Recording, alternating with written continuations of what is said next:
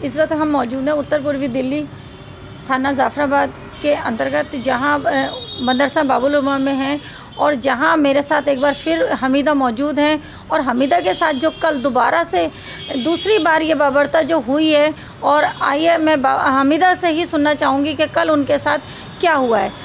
हमीदा जी, कल जो आपके साथ डीसीपी साहब का जो बिहेव रहा है वो किस तरह से रहा है? जैसे कल आप उनसे मिलने गए।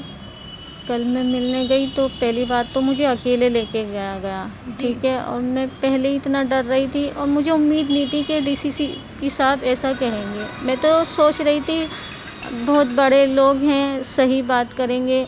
हालांकि उन्होंने शुरू में तो सही बात करी, लेकिन बीच में जाने के बाद ना उन्होंने मुझे डांटने लगे और कहने लगे जो तुमने ये मीडिया में जो ये फैलाई है बात, मीडिया को जो तुमने बताई है। मैंने कहा मैं मीडिया के पास नहीं गई थी, उन्हें कहीं से पता लग गया। वो मेरी रानी जो है मीडिया, जिस तरह से मैं खुद आपके साथ बाहर थी उस टाइम पे, तो उन्होंने क्या शब्द का प्रयोग किया? तो उन्होंने कहा कि जो आप ये लिए फिर रही हो मीडिया को, तो ये क्या सही है? और इस तरीके से तो और माहौल गर्म हो जाएगा और माहौल ख़राब होगा। मैंने कहा मैं माहौल ख़राब नहीं करना चाहती, मैं तो अपने देश में अमन चैन करना चाहती हूँ।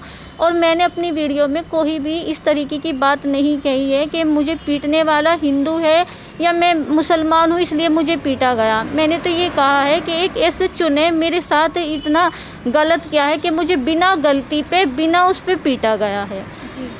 उस पे ऐसे डीसीपी कहने लगे कि ये तो 188 का मुकदमा कुछ भी नहीं है, जो तुम ये हो रहा है इससे तो तुम्हें कुछ ऐसा ही कहा उन्होंने 151 पता नहीं क्या, कि इसमें तो अगर तुम्हारे पे ये मुकदमा हो जाए। 188 में हाँ, जो आपके ऊपर धारा लगाई गई है, 188 लगाई। लेकिन उसके बाद जो उन्होंने बोला था वो समझ में नहीं आया मेरी, कि अगर तुमने ऐसा करा तो इसमें ऐसा केस लग जाएगा तुम्हारे पे कि उसमें तो तुम्हारी जमानत भी नहीं होने की।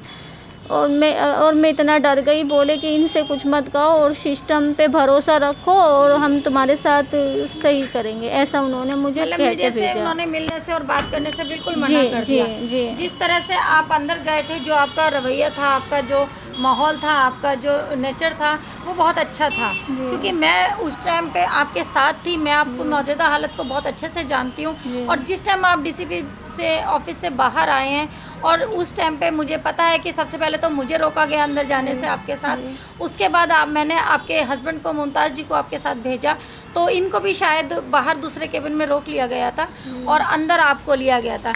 जिस उम्मीद के साथ आप डीसीपी साहब से कल मिले थे, पूरी तरह से वो उम्मीद आपकी टूट चुकी। मुझे बहुत उम्मीद थी, मुझे ऐसा लग रहा था कि वो मेरी बात सुन के वो करेंगे, लेकिन जब उन्होंने इस तरीके की बात कही ना कि ऐसा केस लग जाएगा कि उसमें तुम्हारी जमानत भी नहीं होने की, आप उस पे बहुत ज़्यादा डर गए। जी, मैं बहुत ज़्यादा डर गई और मैंने बाहर आके किसी को कुछ भी नहीं कहा। तो मीडिया जो थी मेरे साथ वो पूछ रही थी बार बार मेरे से, लेकिन मैंने कुछ नहीं बताया।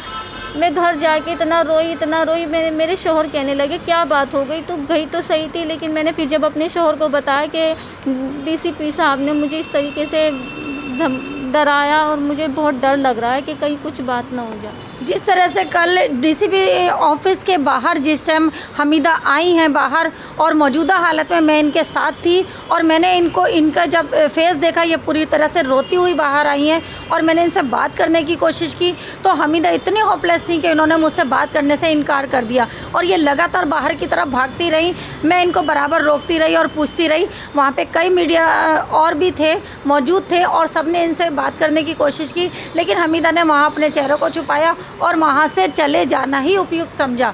बारिश का माहौल था और बहुत ज़्यादा हमने वहाँ वेट भी किया था कि हमीदा कुछ बोलें और कुछ बोलें, लेकिन उस टाइम इतना डरी हुई थी कि इन्होंने मीडिया से मुखातिब होना बिल्कुल अच्छा ही नहीं समझा। मैडम, जैसे आज आप बात कर रहे हो, तो ये हिम्मत आपके फिर दोबारा से कैसे आई?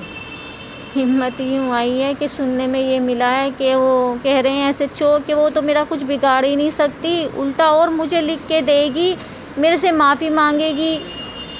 तो मैंने सोचा ये तो बहुत गलत हो रहा। मैं डर गई, इसलिए उनने ऐसा सोचा कि ये डर गई, तो इसलिए मैंने हिम्मत करी कि मैं अपनी आवाज़ और उठाऊंगी, मैं डरूंगी। मुमताज़ जी, जो कल इनके साथ हुआ है बिहेव, उसके बारे में आप क्या कहेंगे? मैं तो ये कहूँगा कि जिस टाइम इनको अंदर बुलाया गया और मैं अंदर जाने लगा इनके साथ में, तो मेरे को रोक दिया गया। जी। रोक दिया गया। बोलने लगी तो कह लगे कि जब आपकी ज़रूरत होगी जब अंदर जाना, वरना यहीं खड़े रहो बाहर तो ही। बाहर वाले केबिन में रोक लिया था? हाँ, मेरे को बाहर रोक लिया गया। तो उसके बाद में जब अंदर से ये निकली तो एकदम घबराई हुई थी बहुत ज़्यादा, कहने लगी कि चलो घर चलो यहाँ से। मगर क्या हो गया इसे, इन्होंने मेरे को कुछ नहीं बताया।